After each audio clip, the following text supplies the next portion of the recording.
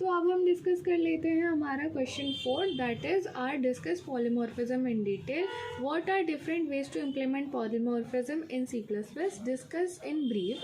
Give difference between function overloading and function overriding or method overriding by writing its syntax. ठीक है, तो चलो अब हम इसको फटाफट से डिस्कस कर लेते हैं. देखो, पॉली मीन्स होता है, पॉली मीन्स मैनी और मॉर्फिज्म मीन्स फॉर्म्स. ठीक है, तो polymorphism means having many forms. ठीक है, in simple words we can define polymorphism as the ability of a message to be displayed in more than one form. मतलब हम किसी message को एक से ज़्यादा फॉर्म में कैसे डिस्प्ले कर सकते हैं, वो चीज़ हो जाता है हमारा polymorphism. In real life example, polymorphism is a person who at the same time can have different characteristics. तो इसमें हमने ये कहना चाहते हैं कि जैसे एक मैसेज को हम कई तरह से डिस्प्ले कर सकते हैं, वैसे ही रियल लाइफ एग्जांपल में हम ये कह रहे हैं कि जैसे कोई इसमें मैन का एग्जांपल लिया है, तो फिर मैंने आप एक्सप्लेन करने में वुमेन का ले लेती हूँ. अब कोई वुमेन है तो वो at a same time mother हो सकती है, डॉटर हो सकती है, और किसी की स्टूडेंट हो सकती है, किसी की टीचर हो सकती है, और किसी के फ्रेंड हो सकती है. मतलब एक ही इंसान के कई तरह कैरेक्टरिस्टिक्स हो सकती है ना, कई तरह के रोल्स हो सकते हैं. Similar forms. ठीक है, वो सेम टाइम पे फादर हो सकते हैं, हस्बैंड हो सकते हैं, एम्प्लॉय हो सकते हैं. This is one of the real life example. So the same person exhibits different behaviour in different situation. ठीक है, ये एग्जाम्पल आप बिल्कुल लिख सकते हो एग्जाम में. ठीक है, तो अभी देख लेते हैं. पॉलीमॉर्फिज्म बेसिकली होता है 2 टाइप्स का. एक होता है कंपाइल टाइम पॉलीमॉर्फिज्म और एक होता है run time polymorphism. Compile time polymorphism जो होता है वो स्टैटिक होता है.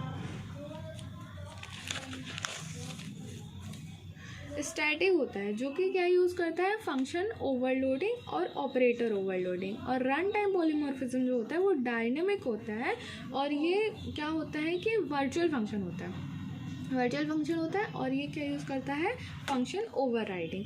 ठीक है, इसलिए उसने हमसे पूछा था कि फंक्शन ओवरलोडिंग और फंक्शन ओवरराइडिंग में भी हमको डिफरेंस बताना है. तो पहले देख लेते हैं compile time polymorphism achieved through function overloading and operator overloading. ठीक है, तो इसका हम फंक्शन ओवरलोडिंग का आगे प्रोग्राम में देखेंगे. कंपाइलर डिटरमाइंस विच कंपाइल टाइम पॉलीमॉर्फिज्म क्या होता है कि इसमें जो कंपाइलर रहता है वो डिटरमाइन करता है विच फंक्शन और operator to call based on number and types of arguments.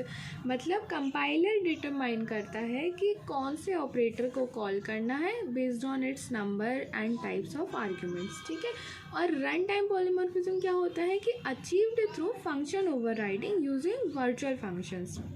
में वर्चुअल फंक्शंस को यूज़ करते हैं, मैंने पहले ही बता दिया था. ठीक है, decided at run time based on the actual type of object.